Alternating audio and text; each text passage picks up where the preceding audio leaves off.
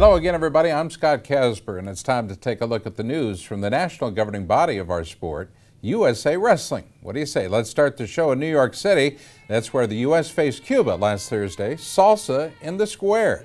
The annual Beat the Streets Gala drew thousands of spectators, helping to raise money for the Beat the Streets New York program, which provides wrestling opportunities for more than 3,000 young athletes in the city.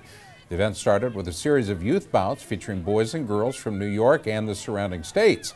Four-time NCAA champ Logan Stieber helped present awards to the talented athletes from the BTS program, and Noel Thompson introduced the guests from Cuba and the U.S. The Cuban team was loaded with talent in all three Olympic styles, but the Americans were up for the challenge and won the duel by a 9-4 margin. One of the most anticipated bouts at 163. That's where U.S. Open champ David Taylor squared off with Olympic bronze medalist and three-time world medalist Levon Lopez. The first period was tied 6-6, with Taylor scoring the first 6 points before Lopez powered back with 4 points of his own. Well, the second period was all Taylor. He hit a 4-point throw, followed by a series of takedowns and turns for a very impressive 18-7 tech fall. Taylor was later named the Mat.com Wrestler of the Week for his outstanding performance. He's a tough guy, and just because you're wrestling great competition, doesn't mean you guys are trying to keep it close. And sometimes I just hold myself back. In that match, I just try to continue wrestling. And ultimately, I've said it since I was a kid, I wrestle my best when I'm wrestling the entire time. And in that match, I just try to keep wrestling. I got him 6-0, and when we got that scramble, he scored 6. Came up with 4. He's a very explosive wrestler. In the break, Coach said you got to keep wrestling. So I just went back out there and tried to keep getting my offense and kept scoring. I just got to continue to do that as much as I possibly can. 2012 Olympic champ and two-time world champ Jordan Burroughs faced Luis Quintana. That closed out the show at 163. Burroughs led 6-0 at the break and stretched that lead to 10-1 before he threw Quintana to his back and secured the pin at 4 minutes 50. We've always had a great relationship with Cuba, but it's nice to have them on American soil. And so anytime I get to wrestle a foreign opponent in front of my home crowd, I grew up in Sicklerville, New Jersey, about an hour and a half away from here. It's awesome, dude. And so there's no event like this in the world. The Olympics are awesome, World Championships are awesome, but there are people here who've never seen a wrestling match in their entire lives and got to see me wrestle tonight, so it's pretty cool. Another highlight for the Americans came at 213, where the 19-year-old sensation, 2013 junior world champ Kyle Snyder, battled 2014 world bronze medalist Javier Cortina. Snyder scored the only takedown and added 2 push-outs for an impressive 4-0 win. It's just weeks after winning his first U.S. Open title. It's just a lot of fun wrestling out on this stage. I'm so thankful that Novogratz, decided to pick me, come out here. Hopefully I can wrestle on this every year for the rest of my career. And gosh, that guy was strong. Oh yeah. So that was good. Wrestle world bronze medalist and compete well against them. Still a couple things I can fix, but it was good. Well, the U.S. would go on to win 5 of 7 bouts in men's freestyle. For the second time in 2 months, 3-time world team member Brent Metcalf took out the always tough Franklin Marin. Metcalf opened up with a takedown to a gut wrench for 4 key points to the second period and won the bout 8-5. Metcalf also beat Marin at the Freestyle World Cup in April. The thing is, I don't want it to be 5-7 or whatever, 4-7 or whatever it was. I'm looking to build early because here's the thing. I'm looking to build early. So what? I got in the hole. Keep building, and then you put yourself in position to win. So that's the way that I wrestle and the philosophy that I preach, which is go early, build, and when things happen, then you build on it and you make it work. Two-time world medalist Travel Delagnev was spectacular at heavyweight, opening up his offense for a 10-0 tech fall over the young Andres Ramos. I got under him a couple times, which is, I didn't finish. I could have put a little more effort into that. It's a little frustrating, but I'm glad it didn't affect me, I kept shooting, opened up the match a little bit. A couple go-behinds, a single leg, and some turns, so it was good. We go to 125. World medalist Yalis Bani hit 3 spectacular throws and picked up a 14-1 tech fall over the 2014 world team member Tony Ramos. In a showdown of world finalists at 185, 3-time world medalist Rene Rosales of Cuba won key positions and stopped 2009 world silver medalist Jake Herbert 8-4. National freestyle coach Bruce Burnett talked about the U.S. performance. Well, first of all, it's a good event, Gary, and these guys have a good, fun time here, but when they step on the mat, they're all business. It's still about winning and performing at your best, and so the guys got on the mat. I felt like we were aggressive. I felt like we had more attacks than they did. They're a talented team, and we beat some pretty good guys tonight. And so the guys' effort was really good. I feel really good about where they're at right now. It'll be exciting to watch them with the World Team Trials, and we'll go from there. More from Times Square after the break. Stay tuned.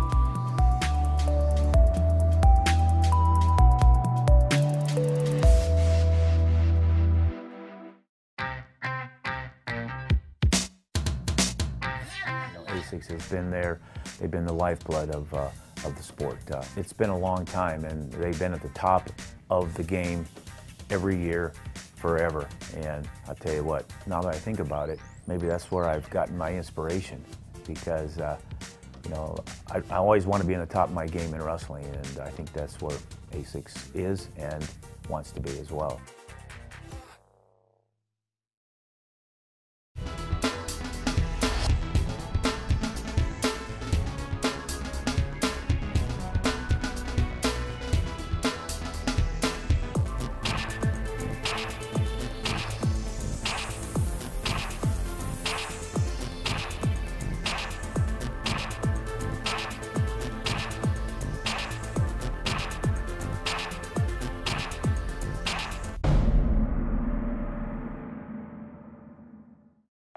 Hi, I'm Wayne Boyd, Director of Operations and Development for Titan Mercury Wrestling Club.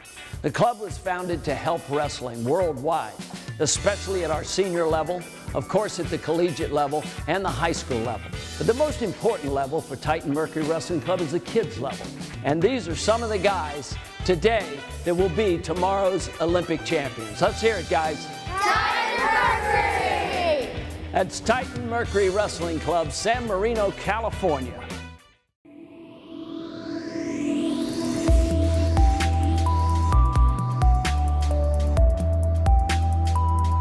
Back to the Big Apple. Now the women's turn. The duel started with 4 women's freestyle bouts, and the U.S. would take 3. 2008 Olympic bronze medalist Randy Miller opened with an 11-0 tech fall over the 17-year-old Yadari Sanchez at 152. Miller scored 5 takedowns and a push-out to end the bout. I always love to be invited to this.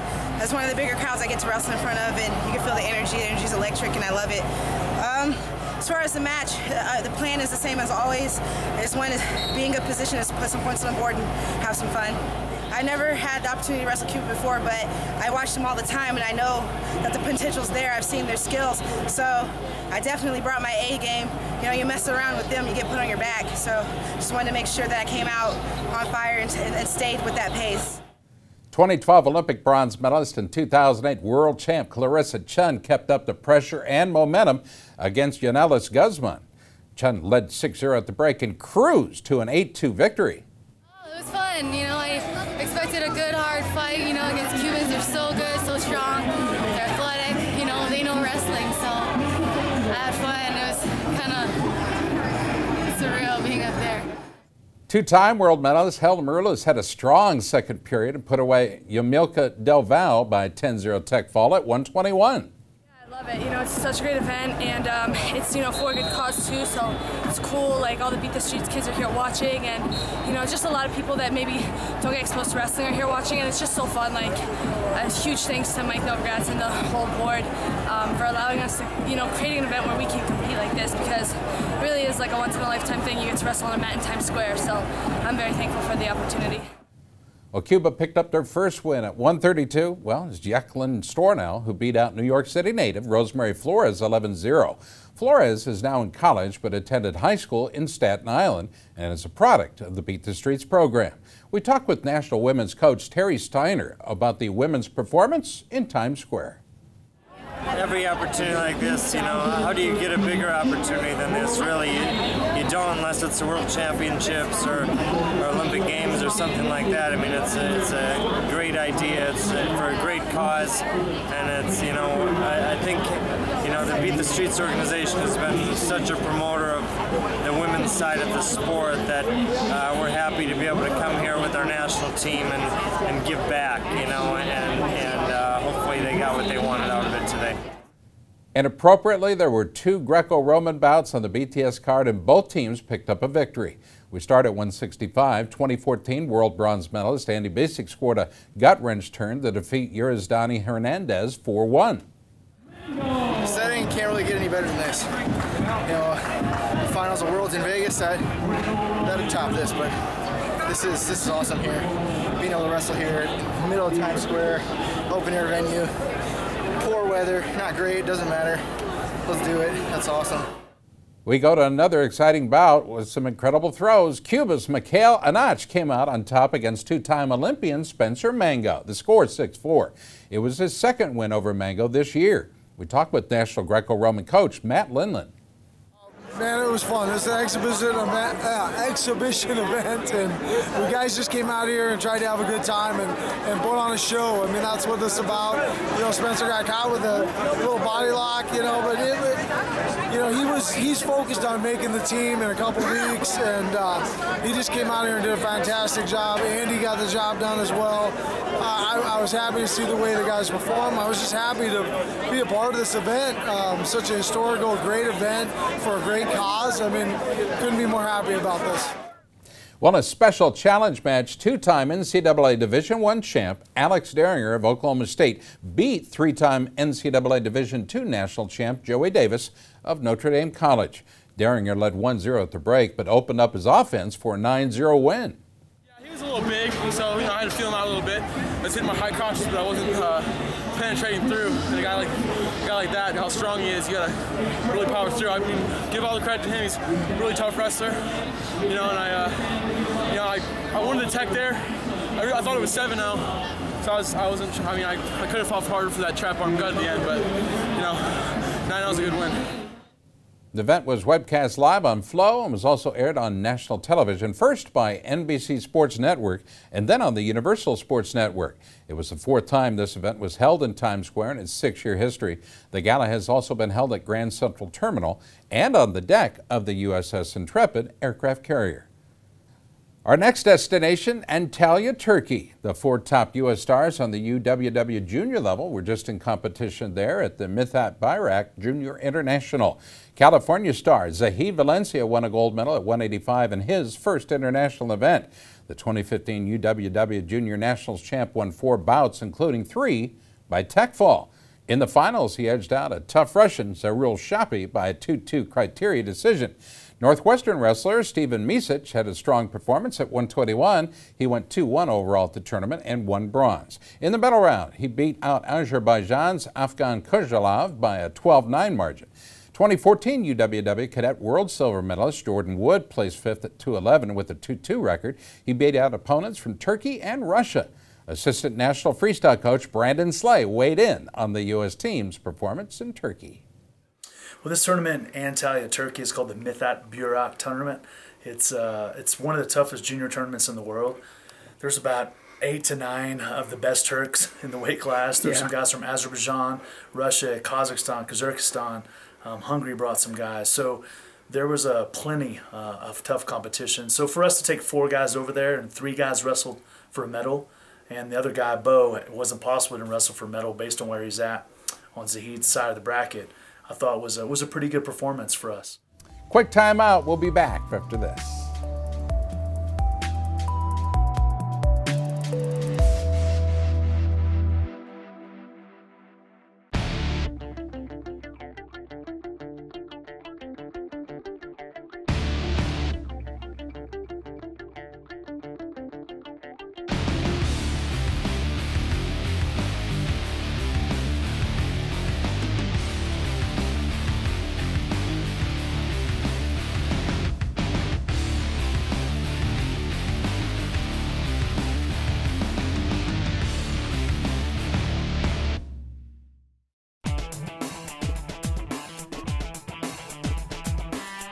Each season, Liberty Mutual's Responsible Sports Community Grant Program awards $65,000 to youth sports organizations and school sports programs that demonstrate their commitment to responsibility in youth sports. Your organization could be one of our 20 winners this season.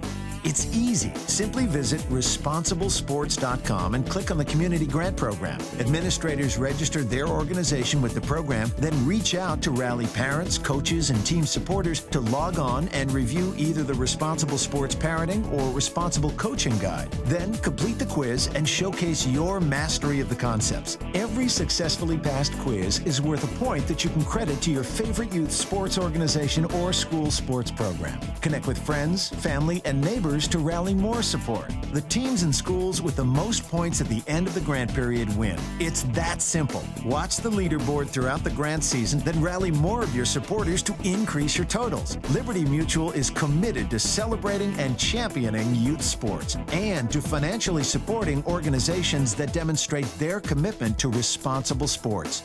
Join the movement and start earning points toward your community grant.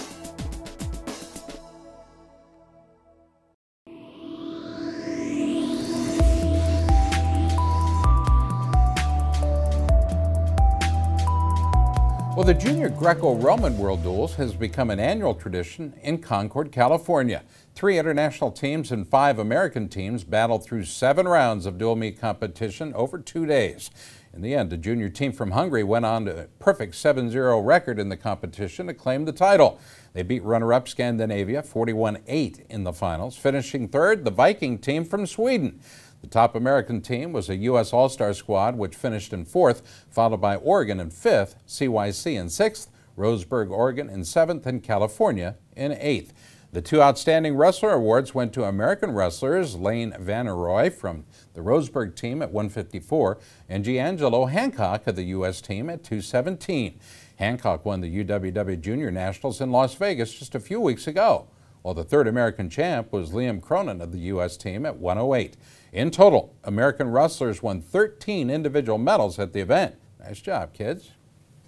Well, you may know that America's top Olympic hopefuls are now preparing for the 2015 World Team Trials that'll start with Greco-Roman in Ithaca, New York on June 4th, and then in Madison, Wisconsin for freestyle June 13th and 14th. The winners will compete at the World Championships in Las Vegas September 7th through the 12th. The men's freestyle field has been finalized with the selection of 7 wildcards following an application and review process. Here's who made the cut.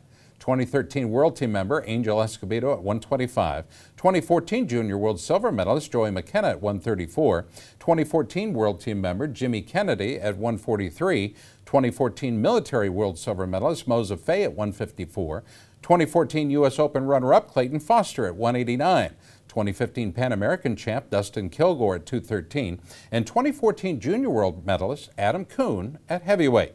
We stopped by the Olympic Training Center where the nation's best are in their final training for the World Team Trials. Greco-Roman national coach Matt Lindland is excited about the new Greco-Roman Trials format, which will feature top 2 from each weight class in Ithaca. It's going to sell out. I know it's over 700 tickets sold already. So if you don't have the tickets, get online, get some. Call Rob Cole, find out how to get some if you don't know how to find it online. But we're going to have some exciting matches. Last year, not a single match went to the 3rd match. The guys that won at the Opens did a fantastic job. I think they got the momentum, but there could be a couple upsets. And, you know, fans love to see that stuff. But I'm kind of just hoping we get our best team put on the mat for the World Championships here in Las Vegas. We're wrestling in our own country, so we want the best team possible. And you're going to see that. You're going to see the 2 best athletes in our country going at it head-to-head for one match for a spot, and it's going to be a lot of fun. Well, the World Team Trials in Madison will feature every weight class in both men's and women's freestyle. National women's coach Terry Steiner talked about the women's action coming to Madison. Well, I think it's very competitive. I think there's a lot of weights right now that are up for grabs, and you know, that's always a good thing. I mean, even at the national, we saw some of our younger athletes pushing people. We saw some of our older athletes that we haven't seen in a while come in and push people. I mean, and I guess as a national coach, when you start having people at the same weight classes really push each other, that's a pretty good situation because they drive each other more to the top. Assistant National Freestyle Coach Bill Zanuck previewed the men's division. At Madison, at the Freestyle World Team Trials, is going to be excellent competition. It's going to be super, super highly competitive. A lot of great athletes at all weight classes. Coming off the U.S. Open, I thought one of the most exciting Open tournaments that I've seen in a while as far as activity and action. And so that bodes very well for what we're going to see at the World Team Trials in Madison. As competitors, each individual, you want to win everything every time you step on the mat. That's how I competed. That's how these guys compete, and that's how we coach. But having the World Cup on our home turf and narrowly missing winning that championship, and then bouncing forward to the World Championships, wrestling on your home turf is such a unique experience. This will be the third time in history that the U.S. has hosted the World Championships, so it just provides that much more motivation and incentive for these guys to win and wear a gold medal on your own turf. Won't you stay tuned? We'll be right back.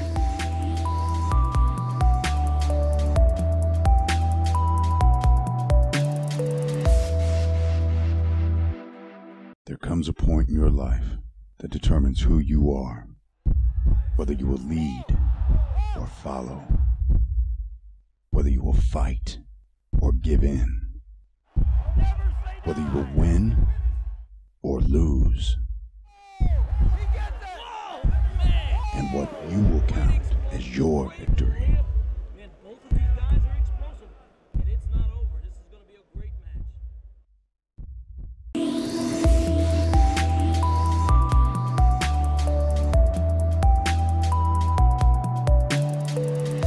Well, this year, USA Wrestling and the National Collegiate Wrestling Association have launched an exciting new initiative called Go Greco. A pilot program was launched in Texas where college wrestlers from NCAA schools wrestled Greco-Roman for a month during the spring season. The pilot season concluded with the Go Greco Championships held alongside the Body Bar Nationals and the Texas USA Wrestling State Championships in Irving, Texas. A total of 13 Greco-Roman matches were held on the raised mats. David Alquicira of the University of Houston downtown won his bout and talked about his experience in the Go Greco program. I think this program is really great for the sport of Greco-Roman wrestling. I know the U.S. has fallen behind on the international level, and with opportunities like this for college students, I think we might have the chance in the future to come up as a great Greco-Roman tender.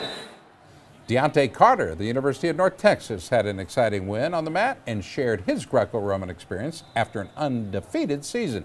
Well, the Greco program pretty much, it gave me a different outlook on wrestling because I was doing collegiate, came back to collegiate, and it's basically all upper body, it helped me for my throws. I like throwing people, so it helped me for my throws, but it feels good to wrestle in the spring for everybody. The more mat time you got, I think the better you're wrestling. Going undefeated in his Go Greco matches this spring, Ivan Loya of the University of Texas Arlington. He was dominant in Irving.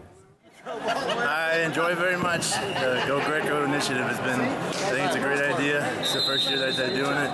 It's going to be great awareness for new upcoming university wrestlers to get more active in Texas. So. Jim Junta, the president of the NCAA and a leader in the development of the Go Greco pilot program, was pleased with the results. He expects more programs to join the initiative this year and in the future. I'm excited about it. I mean, my objective is to keep kids on the mat in whatever style they can, but Greco is one of those areas I think we can influence in a big way by getting lots of kids through the college system that then will feed the USA program and help us create some gold medalists out there in Greco. Assistant National Greco-Roman coach Momir Petkovic came to work with the wrestlers. I can tell you one thing, I'm so glad and happy to be here, witness something what I thought never going to happen. Yeah. So this is kind of like a pioneering of Greco wrestling in our country. NCAA champ and world freestyle medalist Andre Metzger has been a leader and a coach for the Go Greco program in Texas. Went great. We had some great duels and a lot of throws. As you saw in the finals, we had a lot of people that said, in fact, there were some girls that came up and said, man, I didn't even know this was going on, and we're excited about how exciting this looks. And they don't know a lot about this style, but Greco is going to be something that I think in the future it'll be fun for all of us. And I'm excited that it happened, and it is not just something that's a pilot. I believe that it's ignited. I think that it'll ignite across the country too. Well, you've waited for it, and it's time for the USA Wrestling Photo of the Week contest. The pics are coming in from around the country, sent in by wrestling families and fans. They're being considered for our contest page in our USA Wrestler magazine, also on our USA Wrestling Facebook page. Make sure you check it out. This week's pic taken by Justin Hoke, and it shows American Kyle Snyder scoring a takedown on Cuba's Javier Cortina in Times Square. Nice shot, Justin. Hey, you can have your pictures considered for our contest simply by emailing them to Gary Abbott at gabbott@usawrestling.org. Folks, that'll do it for this week's show. From all of us at USA Wrestling, I'm Scott Casper, and we'll see you next week